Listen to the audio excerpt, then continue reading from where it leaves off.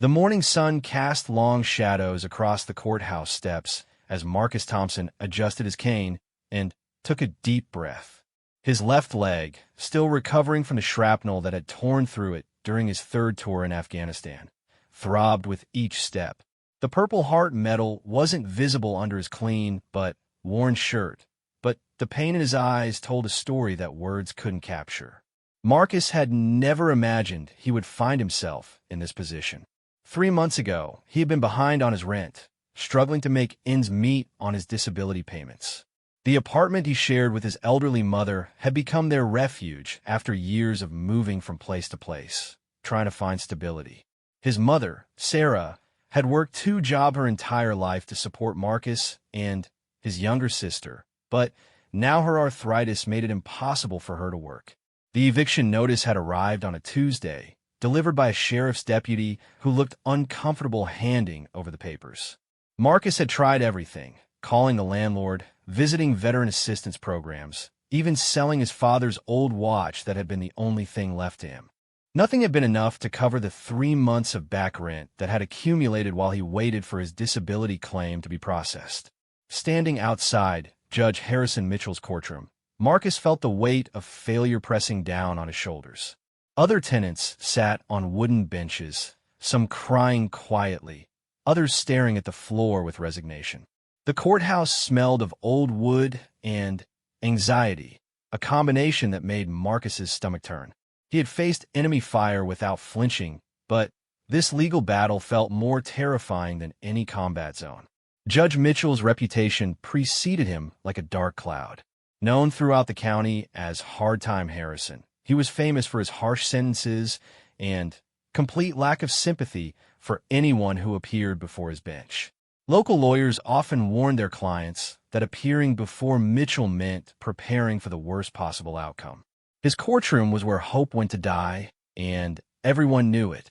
Marcus's court-appointed attorney, a tired-looking woman named Janet Wesley, approached him with a stack of papers and a grim expression. She had been assigned to his case just 2 days earlier and barely had time to review the details. Her caseload was overwhelming, with dozens of similar eviction cases crossing her desk every week. "Mr. Thompson," she said quietly, "I need to be honest with you. Judge Mitchell doesn't have a reputation for leniency, especially in housing cases. The best we can hope for is maybe a payment plan, but even that's unlikely given your current financial situation." Marcus nodded, understanding the reality of his situation. He had researched Judge Mitchell online, reading news articles about his harsh rulings and his apparent disdain for anyone he deemed irresponsible. There were stories of families thrown out of their homes with nowhere to go, of working people crushed under legal fees they couldn't afford to pay. The courtroom doors opened with a heavy creak, and a bailiff announced that court was now in session. Marcus followed Janet inside, his cane tapping against the marble floor. The courtroom was larger than he had expected, with high ceilings and dark wood paneling that made everything feel formal and intimidating. Fluorescent lights buzzed overhead, casting harsh shadows across the faces of everyone present. Judge Mitchell sat behind his elevated bench like a king on his throne. He was a large man in his 60s, with silver hair slicked back and cold blue eyes that seemed to look right through people.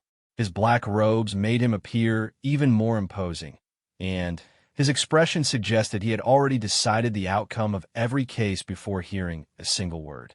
As Marcus took his seat at the defendant's table, he noticed other people in the gallery. Some appeared to be landlords and their attorneys, dressed in expensive suits and carrying leather briefcases. Others looked like tenants facing similar situations, working-class families who had fallen on hard times, elderly people on fixed incomes, and single mothers juggling multiple jobs. The first case was called, and Marcus watched as Judge Mitchell dismissed a family's request for additional time to pay their rent. His voice was sharp and impatient, cutting through their explanation about medical bills and job loss as if their words meant nothing. The family left the courtroom in tears, their children clinging to their mother's coat. Marcus's hands began to shake slightly, not from fear, but from anger. He had served his country with honor, had sacrificed his health and peace of mind to protect the freedoms that everyone in this courtroom enjoyed. Now he sat here, about to lose his home, while a man who had never faced real hardship looked down on him with contempt. Case number 2024, EV 1847, Thompson versus Riverside Property Management, the court clerk announced in a monotone voice. Marcus felt his heart skip a beat as he heard his name echoing through the courtroom. Janet Wesley touched his arm gently, signaling him to stand, and together they approached the plaintiff's table. Judge Mitchell barely glanced up from his paperwork as the landlord's attorney, a sharp-dressed man named Robert Sterling, began presenting the case. Sterling spoke with confidence, rattling off legal terms and citing precedents as if he had given this same speech 100 times before. His expensive suit and polished shoes stood in stark contrast to Marcus's simple clothing and worn boots. "Your Honor," Sterling began, "this is a straightforward case of non-payment of rent. The defendant, Mr. Thompson, has failed to pay rent for 3 consecutive months, totaling $4,200. Despite multiple notices and opportunities to cure this default, the defendant has made no meaningful payments toward his obligation." Marcus watched as Sterling placed documents on the judge's bench, each paper representing another nail in the coffin of his housing situation. The landlord's representative, a cold-faced woman in a gray suit, sat silently behind Sterling, occasionally checking her phone as if this entire proceeding was merely an inconvenience in her busy day. Judge Mitchell finally looked up, his eyes scanning the courtroom until they landed on Marcus. There was something in his expression that went beyond professional detachment. It was almost disgust, as if Marcus's presence offended him personally. The judge's lip curled slightly as he took in Marcus's appearance, from his military-style haircut to his cane. "Mr. Thompson," Judge Mitchell said, his voice dripping with disdain, "I see you've managed to dress up for court today. How considerate of you." The sarcasm was thick enough to cut with a knife, and several people in the gallery shifted uncomfortably in their seats. Janet Wesley stood and cleared her throat. "Your Honor, my client is a disabled veteran who has been waiting for his disability benefits to be processed. He served 3 tours of duty in Afghanistan and was wounded in service to his country. We respectfully request the court's consideration of his circumstances." Judge Mitchell leaned back in his chair and let out a short, harsh laugh that echoed through the silent courtroom. "Oh, here we go with the sob story. Another veteran who thinks his service entitles him to special treatment." His words hit Marcus like a physical blow, and he felt his face flush with anger and humiliation. "Your Honor," Janet continued, her voice steady despite the judge's obvious hostility, "Mr. Thompson has documentation of his military service and his pending disability claim. He's also provided evidence of his efforts to find employment despite his physical limitations." "Let me stop you right there, Counselor," Judge Mitchell interrupted, holding up his hand dismissively. "I don't care if this man served 1 tour or 10 tours. I don't care if he was wounded or decorated or carried on the shoulders of his fellow soldiers. What I care about is that he signed a lease agreement and failed to live up to his obligations." The courtroom fell completely silent, except for the humming of the fluorescent lights overhead. Marcus felt every eye in the room on him, and he struggled to maintain his composure. He had faced enemy combatants who wanted to kill him, but nothing had prepared him for this kind of public humiliation from someone who was supposed to represent justice. Judge Mitchell continued his tirade, his voice growing louder and more contemptuous with each word. "I'm tired of people thinking that military service is an excuse for irresponsibility. You made a commitment to pay rent, Mr. Thompson. Your landlord made a commitment to provide housing. They've held up their end of the bargain, but you haven't held up yours." Marcus's hands clenched into fists at his sides, and his cane trembled slightly as he fought to control his emotions. He thought about his mother waiting at home, probably sitting by the window and watching for him to return with good news that wasn't going to come. He thought about all the nights he had lain awake, staring at the ceiling and trying to figure out how to make the numbers work. Furthermore, Judge Mitchell continued, warming to his subject. "I'm sick and tired of veterans coming into my courtroom expecting handouts. You're not special, Mr. Thompson. You made a choice to serve, and you were paid for that service. That doesn't give you the right to live rent-free on someone else's property." Janet Wesley looked shocked by the judge's outburst, and she glanced around the courtroom as if seeking support from someone, anyone, who might object to this treatment. The bailiff stood silently by the door, his face carefully neutral. The court reporter continued typing, recording every cruel word for posterity. Marcus felt something break inside him, not his spirit, but his last shred of hope that the system would treat him fairly. He had believed, perhaps naively, that his service would count for something, that the sacrifices he had made would earn him at least basic respect. Instead, he found himself being lectured by a man who had probably never missed a meal or worried about keeping a roof over his head. The landlord's attorney sat back in his chair, clearly pleased with how the proceedings were going. He didn't even need to argue his case. The judge was making his arguments for him. Other people in the gallery began whispering among themselves, some shaking their heads in disbelief at what they were witnessing. Judge Mitchell wasn't finished. He leaned forward on his bench, his cold blue eyes fixed on Marcus with unmistakable contempt.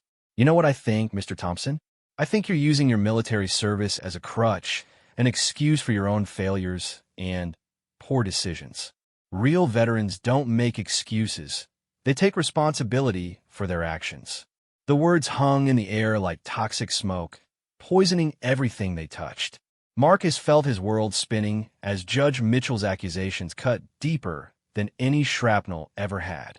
The courtroom seemed to grow smaller, the walls closing in as every person present witnessed his public humiliation.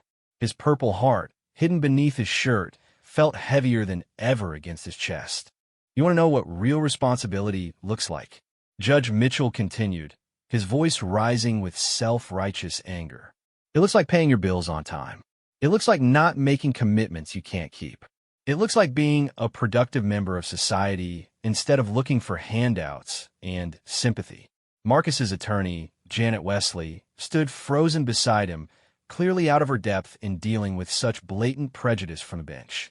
Her mouth opened and closed several times, but no words came out. She had handled hundreds of eviction cases, but she had never seen a judge display such open hostility toward a defendant, especially a disabled veteran. In the gallery, several people began to shift uncomfortably in their seats. An elderly woman in the back row shook her head in disgust, while a young man in work clothes clenched his jaw tightly. The atmosphere in the courtroom had changed from formal legal proceedings to something much darker and more personal. Judge Mitchell wasn't satisfied with the damage he had already inflicted. He leaned further forward, his face flushed with the power he held over Marcus's fate. "I've been on this bench for 15 years, Mr. Thompson, and I've seen every excuse in the book. Drug addicts who blame their addiction, alcoholics who blame their disease, and veterans who blame their service. But at the end of the day, you're just another deadbeat who can't pay his rent." The words deadbeat hit Marcus like a sledgehammer to the chest. He had served 3 tours of duty, had seen friends die in foreign soil, had dragged wounded comrades to safety while under enemy fire. He had earned 3 medals for valor, including the Purple Heart that now burned against his skin like a brand. To be called a deadbeat by a man who had never faced anything more dangerous than a difficult legal brief was almost unbearable. Marcus's vision began to blur, not with tears, but with rage so pure and hot that it threatened to consume him entirely. His breathing became shallow and rapid, and his hand gripped his cane so tightly that his knuckles turned white. For a moment, he was back in Afghanistan, surrounded by enemies who wanted him dead, but at least those enemies had the courage to face him in honest combat. The landlord's attorney, Robert Sterling, watched the proceedings with barely concealed satisfaction. This was going even better than he had hoped. Not only would his client get possession of the apartment, but the judge was making it clear that future tenants should think twice before trying to use military service as an excuse for non-payment. Judge Mitchell continued his assault, seemingly energized by Marcus's obvious distress. You know what really bothers me about cases like this? You veterans always talk about honor and duty and sacrifice, but where's your honor when it comes to paying your debts? Where's your duty to the people who trusted you enough to rent you an apartment? Several people in the gallery began to exchange angry glances. The elderly woman in the back row stood up slowly, her hands shaking with age and indignation. A young father, holding his toddler son, looked around the courtroom as if seeking someone to speak up against this injustice. The tension in the room was becoming palpable, like electricity before a thunderstorm. Marcus felt something inside him cracking, like ice breaking up in the spring.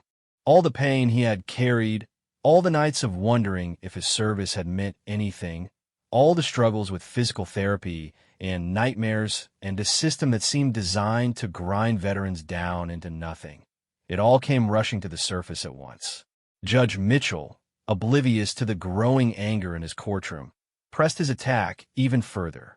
I bet you're one of those veterans who sits around telling war stories and expecting everyone to thank you for your service. Well, let me tell you something, Mr. Thompson. Your service doesn't impress me. What would impress me is if you acted like a responsible adult and paid your bills. The words echoed through the courtroom like gunshots, and several people audibly gasped at the cruelty of the statement. Marcus's attorney finally found her voice and tried to intervene, but Judge Mitchell silenced her with a sharp gesture. I don't want to hear any more excuses, the judge snapped. This case is exactly what's wrong with our society today. Everyone wants something for nothing, and they all have some sob story to justify their failures. Military service, medical problems, family issues, it's all just excuses for personal irresponsibility. Marcus felt his legs begin to shake, and not from his war injury. The room seemed to be spinning around him, and he could hear his own heartbeat pounding in his ears like war drums. He thought about his mother at home, probably making lunch for both of them and believing that her son would find a way to solve their housing crisis. He thought about his fellow veterans, struggling with their own battles against a system that seemed determined to break them. The breaking point came when Judge Mitchell delivered what he clearly thought would be his final, devastating blow. Frankly, Mr. Thompson, I question whether someone with your obvious problems with personal responsibility should have been allowed to serve in our military in the first place. Maybe if the military had better screening processes, we wouldn't have to deal with veterans like you cluttering up our courts. The courtroom fell into a stunned silence, so complete that the only sound was the buzzing of fluorescent lights overhead. Even the court reporter stopped typing, her hands frozen over her keyboard. The bailiff's face showed the first crack in his professional composure, and the landlord's attorney looked suddenly uncomfortable with how far the judge had gone. Marcus stood there, his entire world reduced to this moment of absolute humiliation and injustice. Every person in that courtroom had just witnessed a disabled veteran being publicly destroyed by a man who was supposed to represent the justice system that Marcus had sworn to defend. The silence in the courtroom stretched like a taut wire, ready to snap at any moment. Marcus stood frozen, his cane trembling his grip as Judge Mitchell's cruel words echoed through his mind. The fluorescent lights seemed to buzz louder, and the air felt thick with tension and injustice. Every person present had just witnessed something that went far beyond a simple eviction hearing. Then, from the back of the courtroom, a voice cut through the silence like a sword through darkness. That's enough. The words were spoken quietly, but they carried such authority that everyone in the room turned to see who had dared to interrupt Judge Mitchell's tirade. An older man stood slowly from his seat in the last row, his silver hair perfectly groomed despite his casual dress. He wore a simple blue button-down shirt and khaki pants, but something about his bearing commanded immediate attention. Judge Mitchell's face turned red with anger at being interrupted. "Sir, you will sit down immediately, or I will hold you in contempt of court. This is my courtroom, and I will not tolerate disruptions." The older man ignored the judge's threat and began walking slowly down the center aisle of the courtroom. His footsteps echoed off the marble floor, each step measured and deliberate. As he moved closer, Marcus noticed something familiar about the way the man carried himself. The straight posture, the confident stride, the unmistakable bearing of someone who had commanded others. I said, "Sit down." Judge Mitchell shouted, his voice cracking slightly with fury. "Bailiff, arrest this man for contempt." The bailiff started to move, but something in the older man's eyes made him hesitate. The stranger reached into his shirt pocket and pulled out a small leather wallet, opening it to reveal something that made the bailiff stop in his tracks. Even from his position at the defendant's table, Marcus could see the gold shield that caught the light. "My name is General William Hayes," the older man said, his voice carrying the authority of decades of military command. "United States Army, retired. And I will not sit quietly while you humiliate one of my soldiers." The transformation in the courtroom was immediate and electric. Judge Mitchell's face went pale as the reality of the situation hit him. General Hayes wasn't just any spectator. He was a decorated three-star general whose name was known throughout military circles and beyond. His retirement photo had been in newspapers across the country just 2 years earlier. General Hayes continued his approach toward the bench, his eyes never leaving Judge Mitchell's face. "I came here today as a private citizen, observing court proceedings as is my right. But what I've witnessed here is not justice. It's abuse of power and a disgraceful attack on a wounded warrior." The judge's mouth opened and closed like a fish out of water. All his bluster and arrogance seemed to evaporate in the face of someone who outranked him in every way that mattered. The courtroom remained completely silent except for the general's footsteps as he positioned himself beside Marcus. "This young man," General Hayes said, placing a hand on Marcus's shoulder, "serve his country with honor and distinction. I know because I've read his service record. 3 tours of duty in Afghanistan, wounded in action while saving the lives of his fellow soldiers, recipient of the Purple Heart and Bronze Star with valor." Marcus felt tears beginning to well up in his eyes, not from shame, but from relief. For the first time in months, someone was standing up for him, someone who understood what his service had cost him. The general's presence beside him felt like a shield against all the cruelty and injustice he had endured. Judge Mitchell tried to regain his composure, but his voice shook as he spoke. "General Hayes, with all due respect to your service, this is a civil matter involving unpaid rent. Military service, no matter how honorable, doesn't excuse what?" General Hayes interrupted, his voice rising with controlled anger. "Doesn't excuse falling behind on rent while waiting for disability benefits that should have been processed months ago. Doesn't excuse struggling to find work when you can barely walk without a cane." The general turned to face the courtroom gallery, his voice carrying to every corner of the room. This man fought Taliban insurgents in the mountains of Afghanistan. He dragged wounded comrades to safety under enemy fire. He spent months in a military hospital learning to walk again after an IED nearly took his leg off. And this is how we repay him. Several people in the gallery began nodding their heads in agreement. The elderly woman who had stood earlier was now crying openly, while the young father with his son looked at Marcus with newfound respect and understanding. Even the court reporter seemed affected by the general's words. General Hayes turned back to Judge Mitchell, his steel-gray eyes boring into the judge's soul. "Your Honor, I've spent my entire adult life studying leadership and character. I've commanded thousands of soldiers in combat, and I've learned to recognize courage and honor when I see it. This young man has both in abundance." Judge Mitchell squirmed in his chair, clearly uncomfortable with being lectured by someone of General Hayes' stature. The tables had turned completely, and now he was the one being judged, not by a military tribunal, but by public opinion and his own conscience. "What I've witnessed here today," the general continued, "is the complete opposite of honor and courage. I've seen a man in a position of power use that power to humiliate someone who can't fight back. I've seen justice perverted into cruelty and authority used as a weapon against the innocent." The landlord's attorney, Robert Sterling, looked deeply uncomfortable as he realized that this case was spiraling far beyond a simple eviction.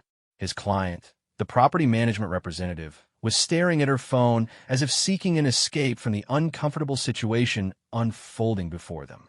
General Hayes wasn't finished. He reached into his wallet again and pulled out a business card, placing it on Judge Mitchell's bench. "That card has my direct phone number, Your Honor. After court today, you're going to call me, and we're going to have a conversation about how this community treats its veterans." Marcus watched in amazement as the most powerful person in that courtroom. Judge Mitchell seemed to shrink before his eyes. The man who had seemed so large and intimidating just moments ago now looked small and petty, his authority undermined by his own cruelty and the presence of someone who embodied true leadership. The general turned to Marcus with compassion in his eyes. "Son, you've served your country with distinction, and your country is going to serve you in return. This hearing is not over." The transformation in Judge Mitchell's demeanor was remarkable to witness. The arrogant, cruel man who had been systematically destroying Marcus just minutes earlier now sat hunched in his chair, avoiding eye contact with General Hayes. His hands shook slightly as he shuffled papers on his bench, clearly trying to figure out how to salvage the situation. General Hayes stood beside Marcus like a guardian angel, his presence radiating the kind of quiet authority that comes only from decades of honorable service and moral courage. The entire courtroom seemed to hold its breath, waiting to see what would happen next in this dramatic reversal of fortune. "Your Honor," General Hayes said, his voice now calm, but still carrying unmistakable authority, "I believe you have some decisions to make regarding this case. Decisions that will reflect not only on your character, but on the integrity of this entire court system." Judge Mitchell cleared his throat nervously and, finally, looked up, though he couldn't quite meet the general's eyes. "General Hayes, I may have spoken hastily. The pressures of a busy docket sometimes." "Stop right there," General Hayes interrupted firmly. "Don't insult my intelligence or the intelligence of everyone in this courtroom by making excuses. What happened here today wasn't about a busy docket or speaking hastily. It was about prejudice, cruelty, and a fundamental misunderstanding of what justice means."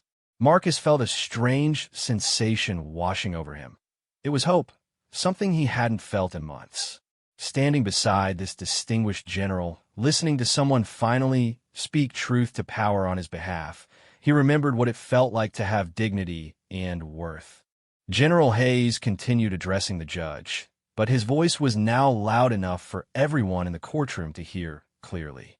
This young man served 3 tours of duty in one of the most dangerous regions on Earth. He was wounded while saving the lives of his fellow soldiers. He has received multiple decorations for valor under fire, and yet you spoke to him as if he were garbage. The general paused, letting his words sink in before continuing. "Every person in this courtroom heard you question whether he should have been allowed to serve in the military. They heard you call him a deadbeat and accuse him of using his service as a crutch. They heard you mock the very sacrifice that helped preserve the freedoms you enjoy every single day." Judge Mitchell's face was now completely pale, and sweat beads had formed on his forehead despite the cool temperature in the courtroom. He seemed to be aging before everyone's eyes, the weight of his actions finally catching up with him. From the gallery, the elderly woman who had been watching the proceedings stood up once again. "Shame on you, Judge Mitchell," she said in a clear, strong voice. "My husband served in Vietnam, and he would roll over in his grave if he could hear how you treated this young man." Her words seemed to break a dam of silence, and other people in the gallery began voicing their agreement. The young father with his toddler nodded vigorously, while several other veterans who had been sitting quietly throughout the proceedings stood up in solidarity with Marcus. General Hayes raised his hand, and the courtroom fell silent again. "Now then, Your Honor, let's discuss how we're going to resolve this situation properly. First, you're going to apologize to Sergeant Thompson for your inexcusable behavior. A real apology, not some legal mumbling." Judge Mitchell looked as if he had swallowed something bitter, but he nodded slowly. He turned toward Marcus, and for the first time since the hearing began, his voice was subdued and respectful. "Mr. Thompson, Sergeant Thompson, I apologize for my comments. They were inappropriate and uncalled for. Your service to our country deserves respect, not the treatment I gave you today." Marcus felt a weight lifting from his shoulders that he hadn't even realized he was carrying. The apology wasn't perfect, but it was public, and it acknowledged the injustice he had suffered. More importantly, everyone in that courtroom had witnessed both the abuse and its correction. General Hayes wasn't finished. He turned toward the landlord's attorney and the property management representative. "As for the eviction itself, I believe we can find a better solution than throwing a disabled veteran and his elderly mother out on the street." The property management representative, a woman who had been checking her phone throughout the hearing, suddenly looked very uncomfortable with the attention now focused on her. The landlord's attorney, Robert Sterling, seemed to be calculating whether fighting this case was worth the public relations nightmare it was becoming. "General," Sterling said carefully, "while we certainly respect Sergeant Thompson's service, the fact remains that rent hasn't been paid for 3 months. My client has financial obligations of their own." General Hayes smiled, but there was no warmth in it. "Of course they do. And I'm sure your client would be very interested to know that their property manager and attorney just participated in the public humiliation of a Purple Heart recipient. I imagine that story would make very interesting reading in tomorrow's newspaper." The property management representative's eyes widened with alarm. In today's world of social media and viral videos, she could already imagine the headlines and the damage to her company's reputation. She leaned over and whispered urgently to Sterling. After a brief consultation, Sterling stood up with obvious reluctance. "Your Honor, in light of the circumstances, my client would be willing to discuss a payment plan that takes into account Sergeant Thompson's pending disability benefits." General Hayes nodded approvingly. "That's a start, but I think we can do better than that." He reached into his jacket pocket and pulled out his cell phone. "Let me make a quick call to the Veterans Administration. I happen to know some people there who can expedite disability claims when circumstances warrant it." Marcus watched in amazement as General Hayes made a series of phone calls right there in the courtroom. His military connections and reputation opened doors that had been firmly closed to Marcus for months. Within 20 minutes, the general had secured promises that Marcus's disability claim would be processed within 2 weeks instead of the additional months it might have taken. But the general wasn't done yet. He made another call, this time to a veterans organization that provided emergency financial assistance. After a brief conversation, he hung up and turned to the landlord's representative with satisfaction. "The American Veterans Relief Fund will be cutting a check for the full amount of back rent by tomorrow morning," he announced. "Sergeant Thompson will also be enrolled in their job training program for veterans with disabilities." Problem solved. The courtroom erupted in applause, led by the elderly woman who had spoken up earlier. Even some of the court staff were clapping, clearly moved by what they had witnessed. Marcus felt tears streaming down his face, but for the first time in months, they were tears of gratitude and relief. Judge Mitchell, looking thoroughly humbled, officially dismissed the eviction case and expunged it from Marcus's record. As people began filing out of the courtroom, many stopped to shake Marcus's hand or pat him on the shoulder. The young father lifted his toddler up so the child could see Marcus and said, "This is what a real hero looks like, son." General Hayes was the last to leave, and he pulled Marcus aside for a private word. "Remember this day, Sergeant," he said quietly. "Remember that your service mattered, that your sacrifice was real, and that you never have to face these battles alone. There's an entire brotherhood of veterans who will stand with you when you need us." As Marcus walked out of the courthouse, his cane tapping against the marble floor, he felt like a different man than the one who had entered that morning. His head was high, his dignity restored, and his future secured. The wounded veteran who had been humiliated had found justice, thanks to a single voice that was willing to speak truth to power.